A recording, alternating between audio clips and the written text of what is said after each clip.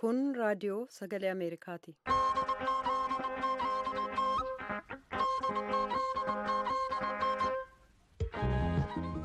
Raadiyoon sagalee Ameerikaa wixataa qabee hanga jimaataatti galgala keessaa sa'a 2:00 jalqabee hanga sa'a 3:00 meetir baandii 19:25-31 irratti Waashingtan DC irraa kan dabarsu sagantaa afaan Oromoo amma jalqaba.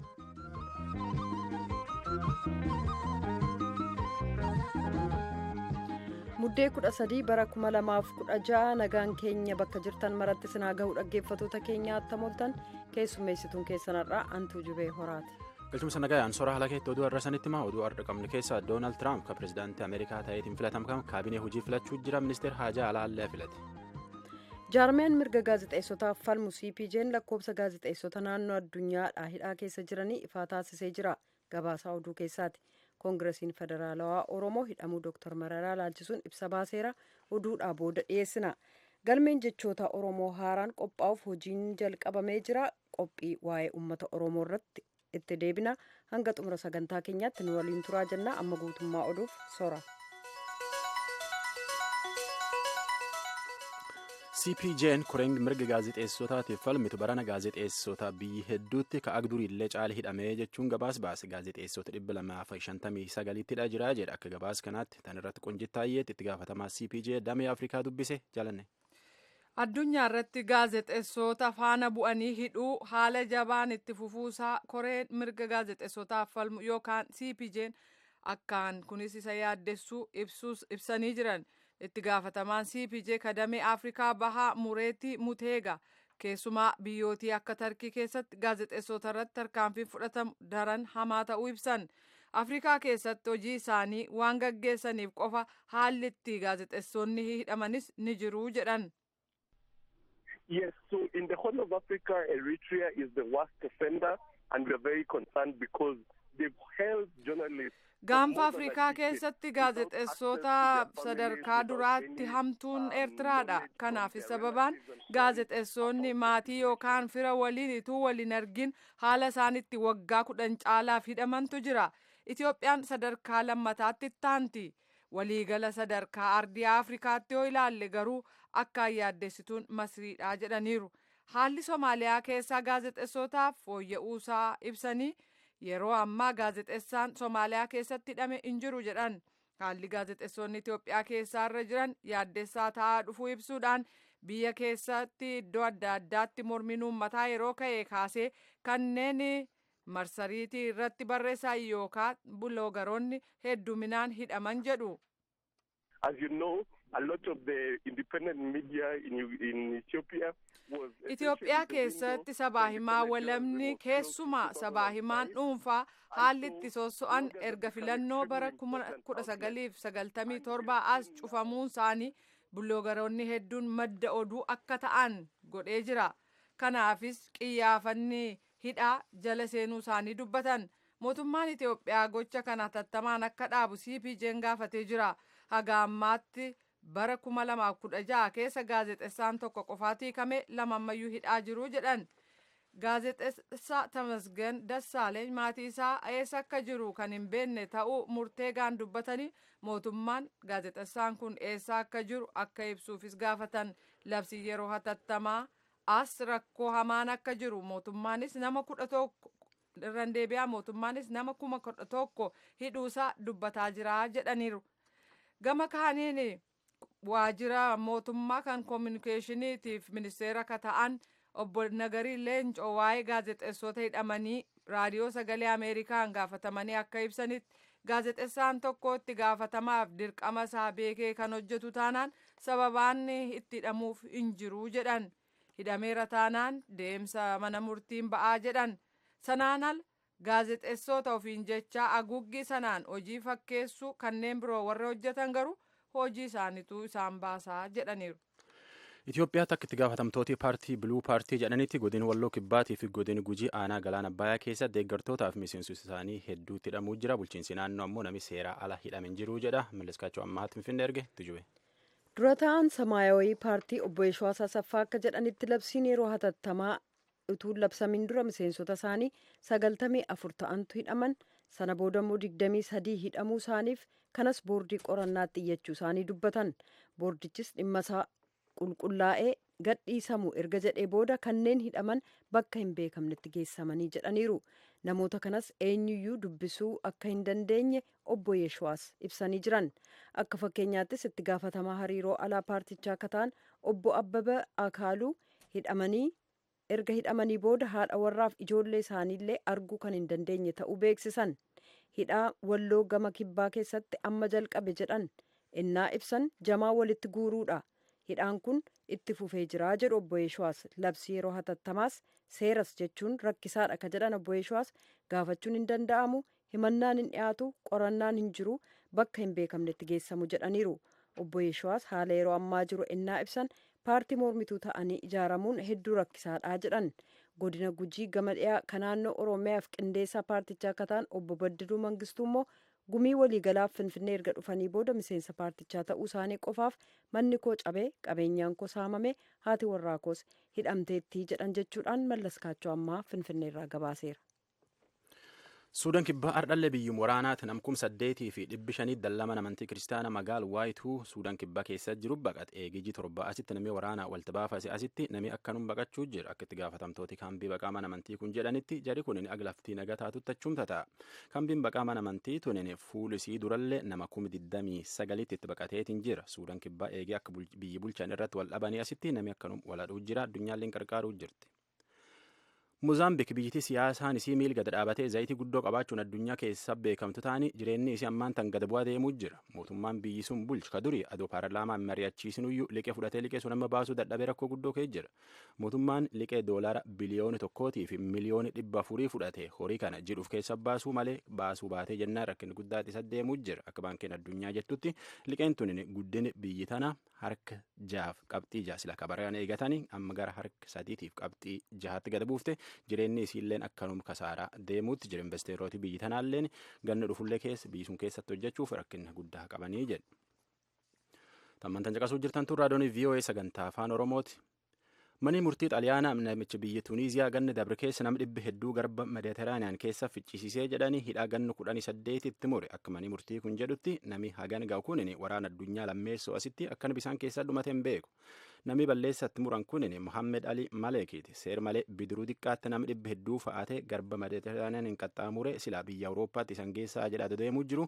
Bisaan keessatti bidiruun sun gargaltee nama 700 caalfitti ganna dabre keessa jechuu. Dooniin inni oofu Ebilbar 2015 keessa Awurooppaatti isan geessa jedhe nama hedduu eegee ficcisiiseen duubatti achumatti qabanii hidhanii amma balleessaa tan itti muranii sun keessa nama 28 lubbuun hafe nama akkam baqi'aa kun nagee guddaan Afrikaa fi Baangilaadesh keessa kan jireen wayyaa barbaadiyaa kan jireenni tammaatee siyaasaa baqachuuf biyya ba'a.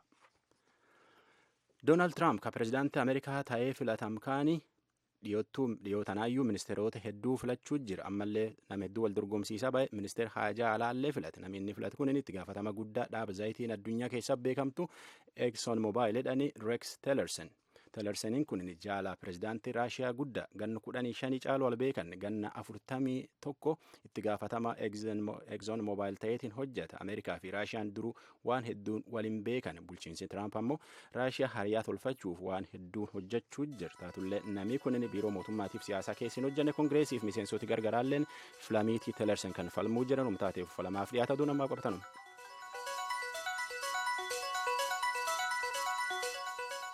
Kan dhaggeeffataa jirtan raadiyoo sagalee Ameerikaa sagantaa afaan Oromooti.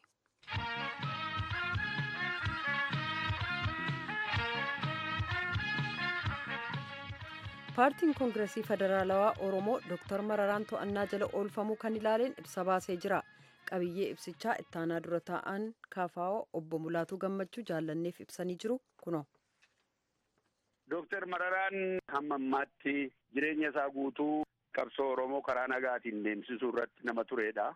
Yeroo baay'ee fuulaa fuulatti dhugaa nama ibsuudha malee nama akkasumaan haafa walitti maree nama deemu miti. Ifatti nama dubbatuudha. Nama yuunivarsiitii Finfinnee keessatti barsiisee nama umurii kana ga'eedha.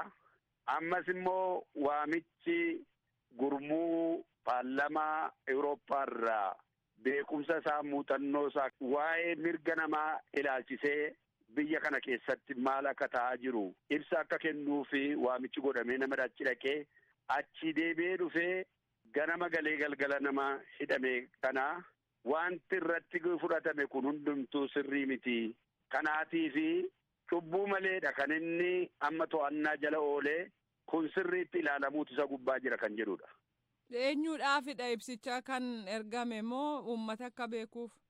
Uummatis akka beeku mootummaanis hojii kana xiinxalee keessa deebi'ee akka inni ilaalu yaadachiisa ta'a jenneeti.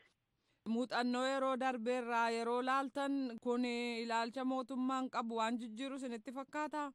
Mootummaan yoomiyyuu taanaan ibsi nuyi baasu irratti hundaa'ee taa'ee of ilaalee ibsi ba'e kun sirriidha deebisuun hin danda'ama irrattis teenye mari'annee ba'eesimmaaf gadhummaan isaa maalii jedhee ilaalee kanaan dura waan deebii kennus miti waan ilaalus miti kana beenna. Haa ta'uyyuu malee biyyi lafaa warri waa'ee mirga namaaf dubbatan warri karaa amantii gubbaa jiran hidhamuu namaa reebamuu namaa mirgi namaa sarbamuu warri falman hundumtuu akka baranii fi biyya kana keessatti samma hojjetamaa jiru kana hundumasaa ilaalanii kanarratti qooda akka fudhatan waamichas gooneerraaf. Namni ibsa kana argatu hundumtuu kanarratti hubannoo akka inni qabaatudha. Warri miseensa keenya ta'an, warri nu deeggaran, warri akkasumaan immoo jiraatan Oromoon sab-lammiin gara biraanis warri jiraatan hundumtuu yeroo ammaa kana keessa wanta godhamaa jiru kana akka hubatan gochuudhaafi wanta hojjetamaa jiru kuni garmalee namatti darbuun, garmalee nama hidhuun, garmalee nama ajjeesuun, garmalee tarkaanfiin fudhatamu hundumtuu kuni akka inni sirrii hin taane Waaqayyos akka hin jaallanne nama birattis fudhatama akka hin qabne ilaalchiseeti. Gidduu kana tokkummaa mootummootaatti bakka buutuu United States Samantha Power namoonni addunyaarraa filataman 10 keessaa tokko Obbo Baqqalee Garbaati. Inni kun ammam gargaara jettanii yaaddu? Biyyi lafaa kun akka kanatti mirga namaaf ka'uunsaa baay'ee nu gammachiisa. Kun waamicha keenya jalqabee hamma kan duukaa bu'aa jirrudha. Inni tokko humna isa tokko irratti argatee jiraachuun yeroo baay'ee fufuu hin danda'u. Baqqalaan waggaa baay'eedhaaf hidhaa keessa taa'eera. Hin hate miti. Baqqalaan cubbuu gara biraa hojjetee yakka gara biraa qaba utuu hin ta'in karaa nagaatiin ilaaf filaameedhaan walii wajjin dubbatanii rakkina rakkoo hiikuun hin danda'ama. Nama hidhuun sirrii miti jedhee nama falmaa turedha. Mararaanis akkasuma nama falmaa turedha. Innamma Ameerikaadhaan jalqabame kun dhibbaa dhibbatti yaada isaa hin deeggarraa ennanu.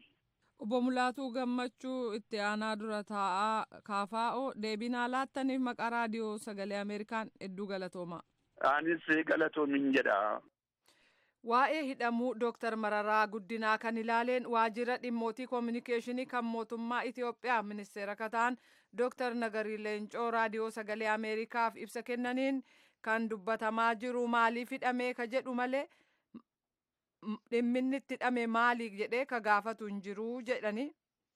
እኔ ባለኝ መረጃ ዶክተር መረራ የታሰሩት ከአስቸኳይ ጊዜ አዋጅ ጋር የተያያዘ ያውም ደግሞ የኢትዮጵያ ፓርላማ akka odeeffannoo ani qabuutti Dooktar Mararaan kan hidhaman haala labsii yeroo hatattamaa wajjin wal qabateeni. Isumaayyuu immoo ka paarlaamaan Itoophiyaa shororkeessota jedhee ramade dhaabbattoota shororkeessotaa wajjin wal quunnamtii qabaachuun waliin shira gochuun kan dhorkame waan ta'eef shakkamanii to'annaa jala galfamanii jiru. Amma gaaddisa seeraa jala waan jiraniif Dooktar Mararaan kanatti shakkamanii hidhamuu isaaniiti kan ani beeku. Qorannaan irratti geggeessamee hidhaan kun himannaa irratti dhiyaatu immoo hidhaatti isaan tursiisa moo yeroo gabaabaatti walaba isaan baasisa inni jedhu garuu deemsa seeraatiin waan beekamu waan ta'eef isuma eeguu wayya. Garuu Dr. Mararaa Guddinaa muddee lamaa mana murtii duratti dhiyaatanii himannaan irratti dhiyaate shororkeessummaa ta'uu natti himameeraa jedhu abukaatoo isaanii keessaa tokko Obbo Wandimuu ibsa.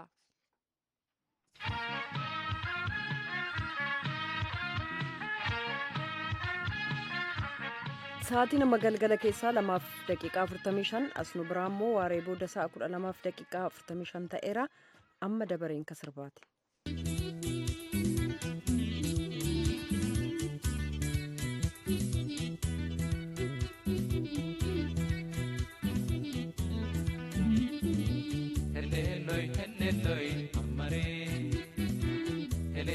hellayyoy onneetiyayya olmiil'annaan urjii addaatiyayya gadmiil'annaan hurri'e naannootiyayya hurris na dhaqqabii shakkaatiyayya keenya ollaa burtii loomootiyayya humaa takkan fedhu dansaatiyayya yoonoolee si wajjii onneetiyayya eleelloy eleelloy ammariya addaatiyya eleeliin ellayyoy nammariya lookootiya eleelloy eleelloy ammariya naannootiya eleeliin ellayyoy simaleya saartootiya akkas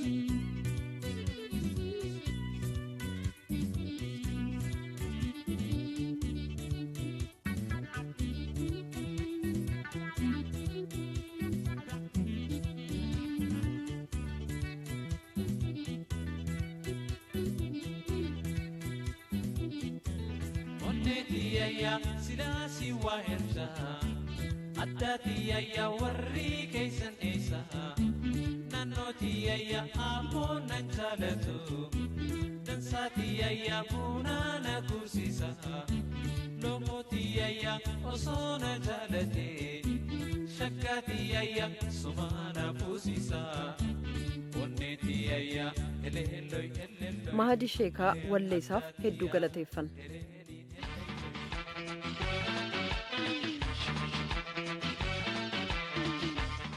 Waa'ee uummata Oromoo kana beektuu laata? Ogeessonni Oromoo ardiilee addunyaa kana adda addaarraa walitti dhufanii gurmaa'an galmee jechoota Oromoo kan afaan Oromoo afaan Ingiliziitti hiiku akkasumas afaan Ingilizii afaan Oromootti hiiku ka jechoota 350 ol qabuuf daayaleektii yookaan loqodaalee kutaalee Oromoo adda addaa of keessaa qabaatu qopheessuuf hojii jalqabanii jiran. East Africa Media Corporation dhaabbata jedhu jalatti gurmaa'uun kan hojjetan beektonni Oromoo kun torban tokko dura jechoota walitti qabuu jalqaban. Namoonni torban darbe geggeessitoota piroojeektichaa 3 ardiilee adda addaarraa telefoonaan haasofsiisee jira. Maqaa isaaniif bakka jiraatan ibsuudhaan jalqabu. Lalisaa Hiikaan jedhama asii Taampaa Floriidaa biyya Yuunaayitid Isteetsi Ameerikaa kanarraati. Anis Hamzaa Waariyoon jedhama ardii Awustiraaliyaa magaalaa Melbourne irraa. An Amanuel Raagaa Yaadateen jedhama magaalaa Osloo Norway irraati.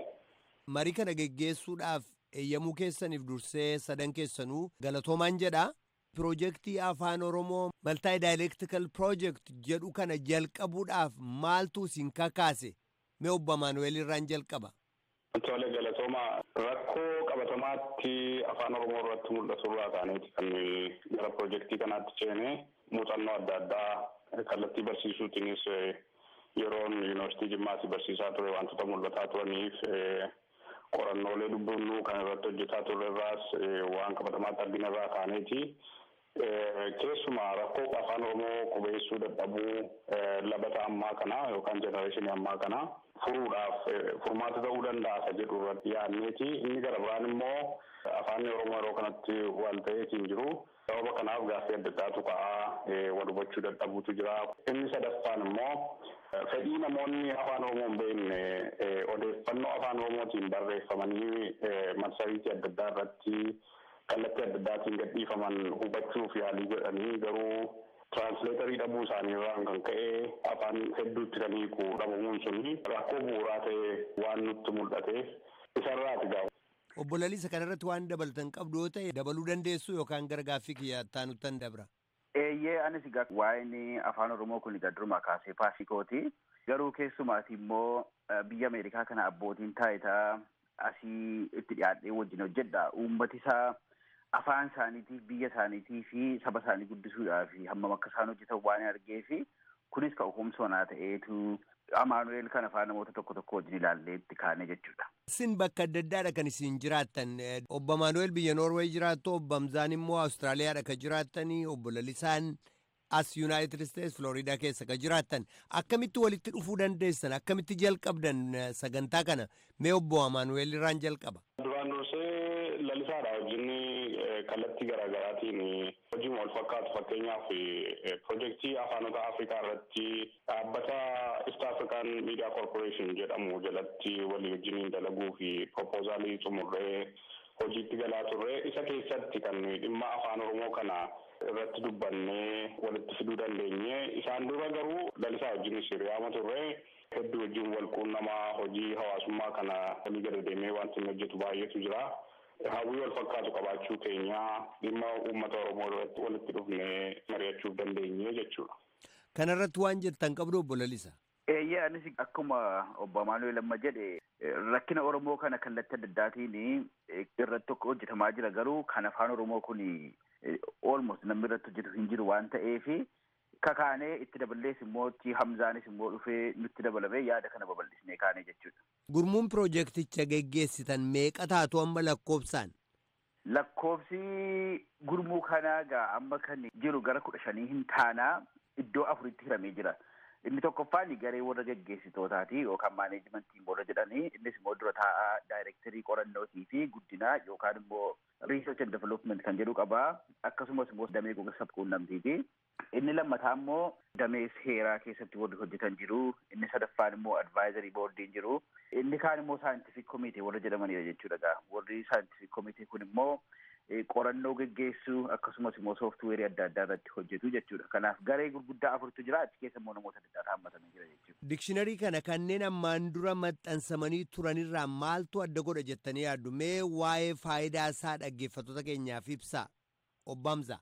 Osoo saniin jenneen dura waggoota 20 dabran kana keessatti hamilee afaan guddisuudhaatii fi aadaa sirna gadaadhaa dagaagsuu irratti keessattuu Awustiraaliyaa barsiisuudhaaf leenjisuu akkasuma immoo piroojeektii afaan paablikeeshinitti kan aaddee toltuun bu'uureessite akka koo'ootaratti gargaaruudhaan waan sammaxxansuudhaa fi afaanota guddisuu irratti hamilee guddaa abjuu akkasii waan qabuuf jecha namoota kanneen walitti dhufee akka qooda gumaachuu waan na taasisaniif anis isaanii wajji hojjechaadhaa jira. Dikshiinarii yookiin immoo kuusaa jechoota kana kan adda isa taasisu jaarraa amma keessa jirru jaarraa 21ffaadha. Qaroomni yoonaa yookiin immoo teeknooloojiinis guddatee bara dukkanaa san keessatti hayyoonni jechoota gaggabaaboo walitti fiduudhaan akka matayyatti dukkana san keessa afaan keenya dagaagsuu irratti hojjetan hayyoota san galatoonfachuu barbaada duraan dursee. Eegas immoo dhaloota amma keessa jirru kana keessatti afaanni guddachaadhaa jira, teeknooloojiin akkasuma guddachaadhaa waan jiruuf afaan ammayyeessuu irratti, afaan kompiitaraa godhuu irratti akkasuma immoo jechoonni afaan Oromoodhaa kumii kitil miiliyoona hedduutti lakkaa'amu waan ta'eef guddina afaanii kana sadarkaa guddatti olsiisuudhaaf akkuma ammaa sirni gadaadhaa UNESCO keessatti galmaa'ee afaan Oromoodhaa kan dubbatamu sadarkaa addunyaatti qixxeessuudhaaf kuusaan jechoota kan Oromoon ittiin barattu, ittiin qorannoo gootu, kan ilmaan keenya ittiin guddatan, dagaagan, dagahorsiisan akkasuma immoo kan alagaanis waan kana itti fayyadamee qorannoo adda addaa godhuu danda'u fi eenyummaa Oromoodhaa, seenaa Oromoodhaa ittiin beeku teeknooloojii kanatti jijjiirame akka itti maahii ba'amuuf jechoodha. Kuusaan jechoota amma duraa hayyoonni irratti hojjechaadhaa turan 30,000 ol hin caalu. Kan amma irratti hojjetamaa jiru ammaaf 350 ol gara miileenatti yookiin immoo kitilitti siquu waan danda'uuf jecha kanaatu adda isa taasisa. Amma akkamitti kan isin jechoota keessan walitti qabdan, akkamitti kan isin hojii keessan geggeessitan obbo Lalisaa? Karaadhuma marsariitii yookaan intarneetii irratti daataabeezii keenya irraati yookaan immoo sarvarii weebsaayitii keenya irraa ka'eetu namni hundumtu achii dhaqee akkasii godhee hiikaa jechuudha. Akka nuti xiyyeeffannetti ji'oota 6 dhufan kana keessatti jecha 350 kana hiiknee dhiyeessuudhaaf itti qophoofnee jirra. Garuu gaafa fakkeenyaaf immoo jechoota 100 irra akkasumas immoo himoota 20 irra gaafa geenyu walitti qabnee warra lingwistii yookaan immoo warra ogeessota afaaniitti dabarsina jechuudha. Isaan immoo qulqulleessanii lafa rakkoonni qabu sirreessanii warra kompiitara lingwistii jedhamanitti dabarsu. Isaan sun immoo gaafa hojjetanii gara dhumaa irratti uummataaf dhiyeessu jechuudha. Sana gaafa 100 irra geenyu isa kana hojiirra oolchine booddee immoo 350 isa gara miliyoonaan bakka obbo Hamzaan jedhu kana immoo ittuma fufnaa jechuudha. Gara obbo Hamzaattan deebi'a. Obbo Hamzaa namoonni yookaan immoo dhaabbattoonni isin gargaaruu fedhan maal isin gargaaruu danda'u? Piroojeektiin kun piroojeektii guddaadha. pirojektii uummata bal'aa saba bal'aa miiliyoona hedduutti lakkaa'amuu fi afaan bal'aa gaanfa Afrikaa keessatti sadarkaa olaanaa ta'e waan ta'eef qabeenya guddaadha. Qabeenya isaa kan ammoo diinagdee guddaa gaafata waan ta'eef sabni bal'aan afaan ofii jiraachisuudhaaf diinagdeedhaan namoonni akka dhuunfaatti nu gargaaruu danda'an yookiin dhaabbanni akka dhaabbataatti fedhii hawwii afaan kana guddisuudhaa qabu nu gargaaruu ni danda'an. Gama kaan immoo hayyoonni afaanii warroonni afaan dubbatan sabni Oromoodha ogeeyyiin afaanii kan qorannoo adda addaa godhan itti hirmaachuu ni danda'an. Barattoonni yuunivarsiitiidha qaama adda addaatiin giraasruutiin itti hirmaachuudha qabaadha. Karaa weebsaayitii pirojektiin kun qabaatu kanaan hirmaatanii jechoota adda addaa gumaachuu danda'an hundi keenya kan adda addaatiin loqodaalee jiran daayilektii jiran kana itti maayii bahuudhaaf waan qaban kana irraa barbaanna jechuudha. Gama kaaniin kontekstii diyaasporaatti waldayni hawaasa Oromoodha waltajjiilee adda addaa nu qopheessuudhaan akka humna namaatii fi diinagdeedhaan waan kana irratti nu gargaaran jalqabarraa hanga xumuraatti nu bira dhaabbatanii fi gaafa xumurames akka itti fayyadaman leenjiin adda addaa kennamuu waan danda'amuuf jecha waan kana irratti gorsaan diinagdeedhaan akka nu bira dhaabbataniin gargaarsa barbaanna jechuudha. Dikshinariin qopheessaa jirtan kun innaa xumuramu akka kitaabaatti maxxansitanii baastu moo kanuma dirree intarneetii irratti namoonni itti fayyadaman ta'a? Ammaa fi galma dirree weebsaayitii intarneetaa kanarratti akka itti fayyadaman taha. Yoo barbaachise immoo lookalitii adda addaa keessatti lookaal server irratti yuunivarsiitiileen haayiskuuliin manneen barumsaa akkasuma immoo manneen barnoota dhumtorbeedhaa yookiin wiikendiidhaa diyaasporaa keessatti itti gargaaramuu yoo barbaadan sarvaa lookaalii irratti buufatanii yookiin immoo daawunlood godhanii itti fayyadamuu ni danda'an. Biyya keessattis akkasuma itti gargaaramuu ni danda'an jechuudha. Waliigaltee damee pirojektii kana geggeessitiitiin wajji jechuudha. Bira dabre immoo piriinti godhuudhaaf mallaqa guddaa waan gaafatuuf warri pirojektii kana hojjetu immoo gatii rakishaan yookiin immoo gatii xiqqaadhaan akkaataa itti piriinti godhanii itti maa'ee bahan koopiraayitiin isaa eegamee jechuudha. Akkas godhuus ni danda'ama jechuudha. Obbo Maanuweel kanarratti waan jettan qabdu. Kallattiin jedhame kun lammanuun adeemsisaa intarneeta irrattis taa'ee achumarraa namitti fayyadamuu danda'a. Onlaayin dikshiinarii ta'a jechuudha. Kallattii sanaan elektiroonik dikshiinariis ta'ee fakkeenyaaf akka CD'dhaanis kallattii ittiin qophaa'u irratti hojjennaa. Yuunivarsiitota keessumaa kan afaan Oromoo irratti qorannoo adda addaa gaggeessaa jiranii fi kallattii ittiin tolas haa ta'u kaffaltii xiqqoodhaan daawunlood godhatanii yookaan sarvarii isaanii irra kaawwatanii itti fayyadamuu danda'an mijeessinaaf jechuudha. Deeskitooppii isaanii irratti argatu jechuudha. Pirojektiin kun yeroo agamiitti hojjetamee xumurame jettanii yaaddu mee amma immoo bolalisaan naa deebisa. Eeyyega akkuma duraan jedhe ammaas akkatti xiyyeeffannee jirutti ji'a jaha fudhata ji'a gidduutti hin xumurra jennee yaadna. Garuu akkuma beekamu kompiliitilii xumuruun ulfaataadha. Garuu yeroo gabaabaa gidduutti waan uummata itti fayyadamuu danda'u akkuma sila jedhe jechoota 100,000 fi hima 20,000 ga'anii yeroo gabaabaa gidduu ji'a 1-2-3 gidduutti uummataaf dhiyeessina jennee yaadna jechuudha. Duula kana erga jalqabneeti guyyaa shanaffaa keenyaa hamma har'aatti kunoo jechooti 6,183 gara loqota 8tti hiikamaniiru. Baay'ee guddaadha kan nuti ekspektii goonee olii. Itti dabalees immoo nama 1,248 hamma ammaatti rejistarii ta'ee jira galmaa'e kan hiikaa jiru. Akkasumas immoo namooti hedduutti daddabalamaa jiru jechuudha. Advertaayizii godhanii walitti himanii carraa argatan hundumaatiin dhaqanii akka isaan hiikuudhaan nu bira dhaabbatanii torbaniin namni isa baay'ee gara caalaatti tiraansileetii godhee hiikee akkasumas immoo sentensii barreessee badhaasa qabnaa. Warra biyya keessa jiruuf badhaasi kun badhaasa maallaqaas ta'uu danda'a, badhaasa immoo opportunity kan biraas ta'uu danda'a. Kanaaf namni hundumtuu akka itti hirmaatu jennaa jechuudha. Obbo Lalisaa Hiikaa as Yuunaayitid Steets irraa, Obbo Hamzaa Waariyoo Awustiraaliyaa irraa, Obbo Amaanuweel Raagaa Noorweey irraa marii kanatti hirmaachuu keessaniif guddaan isin galatoomsadha. Baay'ee galatoomaa isin galateeffanna.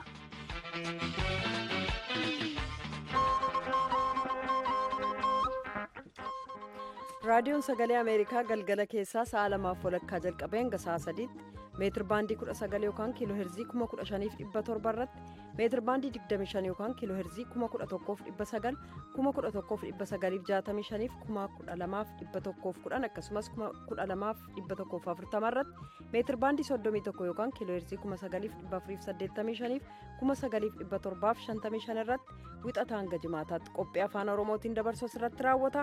Qophii boriitiin walitti deebina. Nagaatti bulaa. Amma sagantaa afaan amaaraatu itti fufa.